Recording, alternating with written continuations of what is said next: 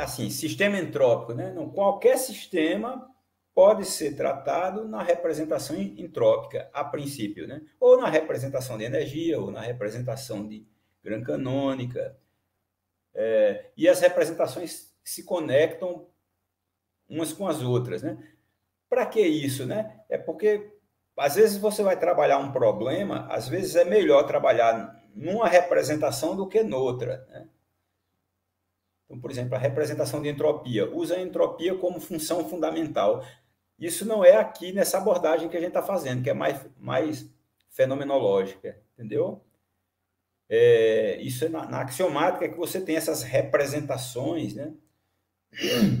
Que você muda de uma representação para outra, dependendo do problema. Que nem cálculo, né? Você muda o sistema de coordenadas cartesianas, polares, dependendo do problema. Às vezes é melhor resolver uma integral no sistema de coordenadas polares, né? Do que no sistema cartesiano. Às vezes um problema tem simetria esférica, então usa coordenadas esféricas ao invés de usar coordenadas cartesianas. Então você tem isso. Agora, sistema entrópico, né?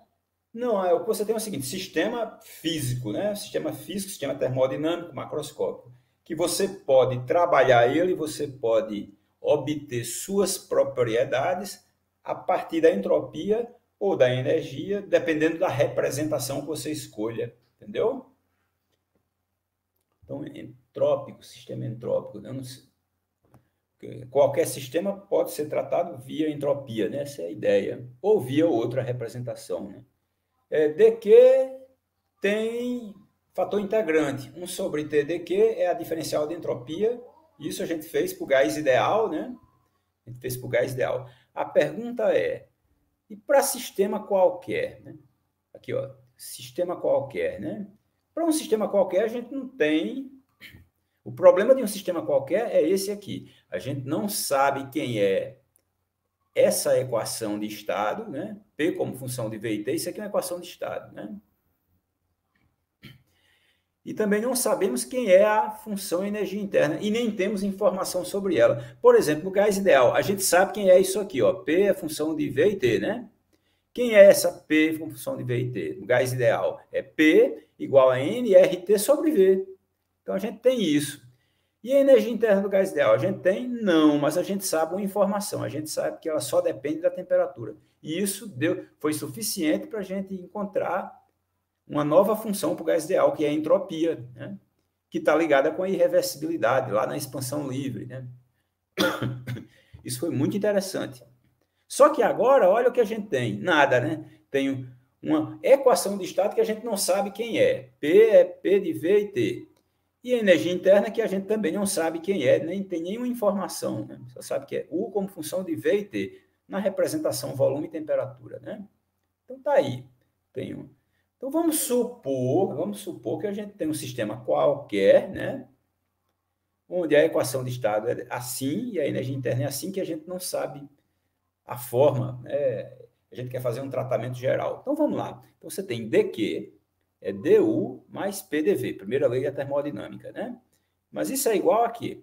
Du, quem é du? U é função de v e t, então fica du dv sobre t constante, vezes u dv. Aí eu aproveitei e já juntei p multiplicando dv aqui, coloquei em evidência aqui, né? Coloquei dv em evidência. Ficou du dv sobre t constante mais p, que é função de v e t, né? Vezes dv. Somado com, ainda na diferencial de u, parcial u, parcial t, sobre v constante dt. Aquele PDV já foi incluído aqui, já foi empacotado aqui nesse primeiro termo, né? Agora, multiplica por 1 sobre t. 1 sobre t decortado o quê? Isso vai ficar 1 sobre t du dv sobre t constante, mais p de vt sobre t, né? dv, somado com du dt sobre v constante dt. Pronto. Esse é o m e esse é o n. E aqui tem uma coisa engraçada, né? Embora a gente não saiba quem é... Tem outras motivações aqui que eu vou comentar, que é bem interessante.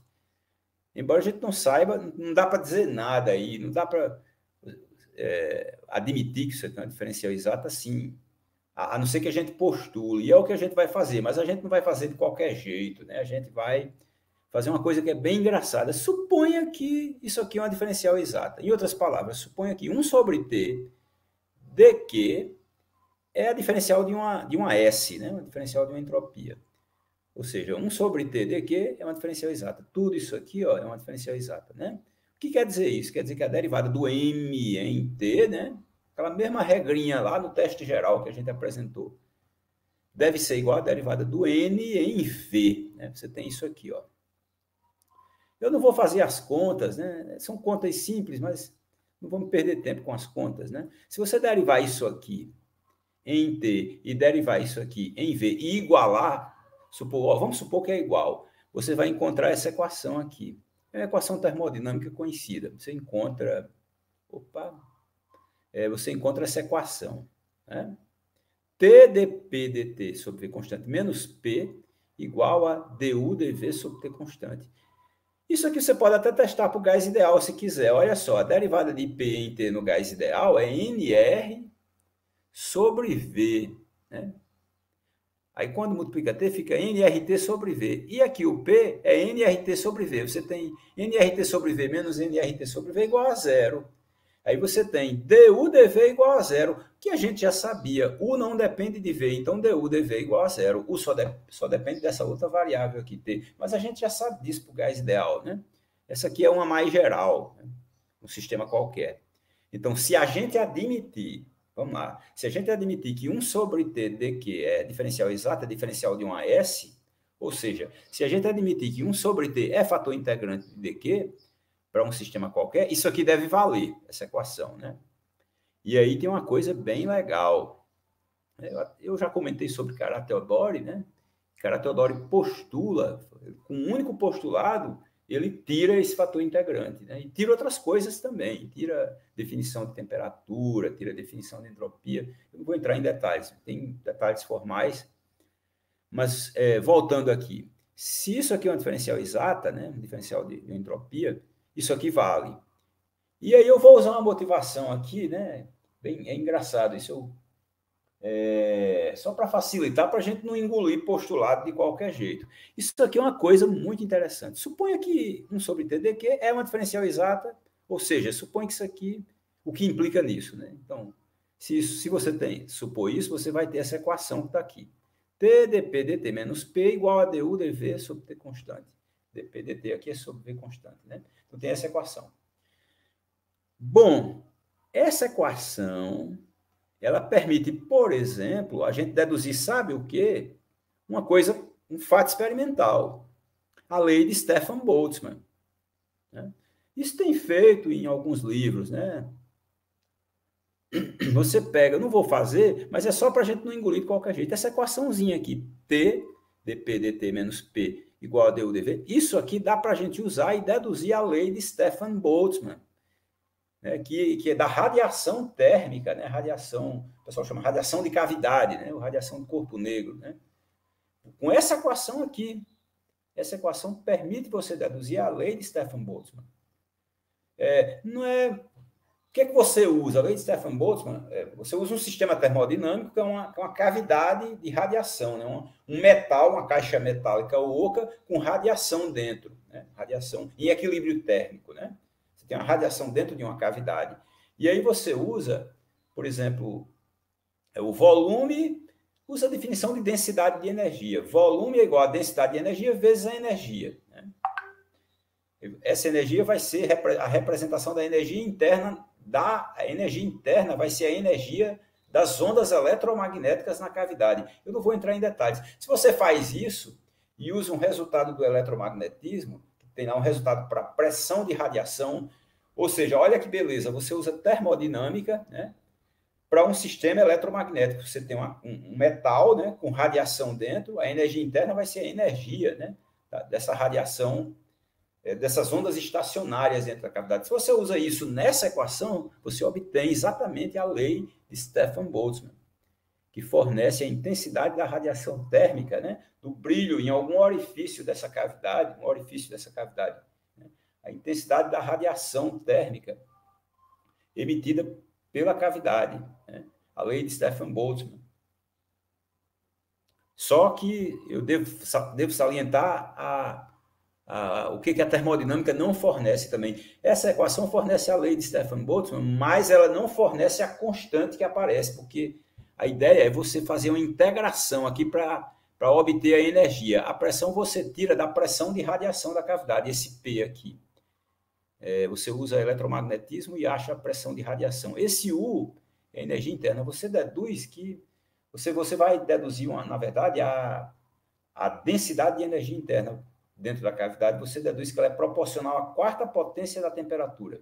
Sai daqui, bem bonitinho. Agora, a constante vem de uma integração. Você não tem essa constante na termodinâmica. Você pode obter ela experimentalmente. O Stefan, né, a constante de Stefan.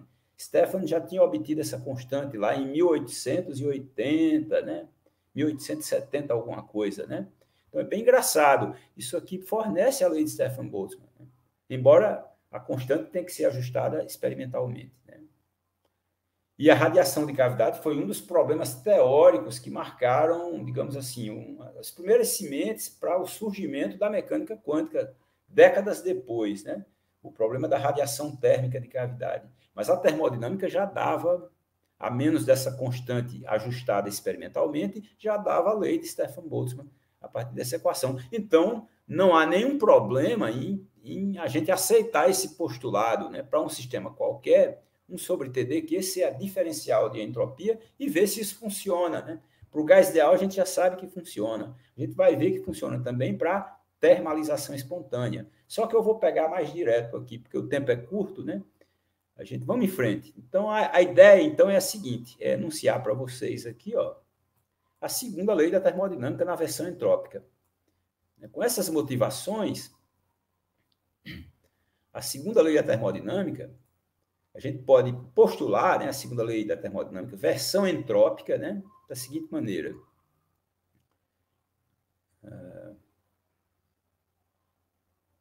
Ok, só estava vendo se tinha perguntas, né? A segunda lei da termodinâmica versão entrópica, fiz algumas abreviações aqui. Para cada sistema termodinâmico simples, né, depois eu comento o composto, né? Para cada sistema termodinâmico simples, existe uma função que é chamada entropia, né? Existe uma função S, de E em R, naquele mesmo sentido da função energia interna, né?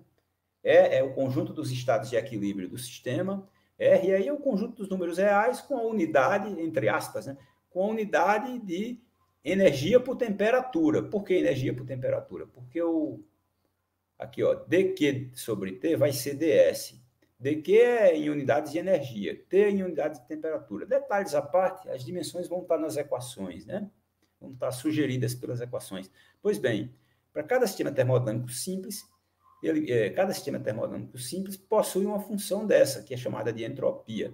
E é tal que 1 sobre T dQ em processos reversíveis, isso aqui é uma diferencial exata, que é a diferencial da entropia. Né? Deixa eu só comentar um pouquinho esse rev de reversível aqui, né? Aqui a gente precisa veja bem, como eu falei antes, né? A variação da entropia não depende do processo. Até no processo irreversível, para você, digamos assim, avaliar a variação da entropia, você só precisa do estado inicial e do estado final. Mas para fazer o cálculo via uma equação dessa, a gente precisa, para fazer o cálculo, a gente precisa de um processo hipotético entre os estados dados, né? O estado inicial e o estado final que você tem para calcular a variação da entropia. Para fazer sentido, por quê?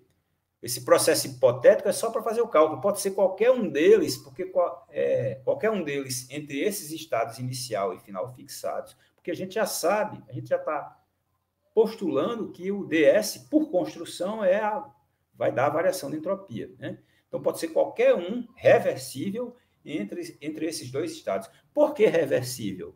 Para fazer sentido essa função que está multiplicando aqui dentro, ao fazer a integral, né?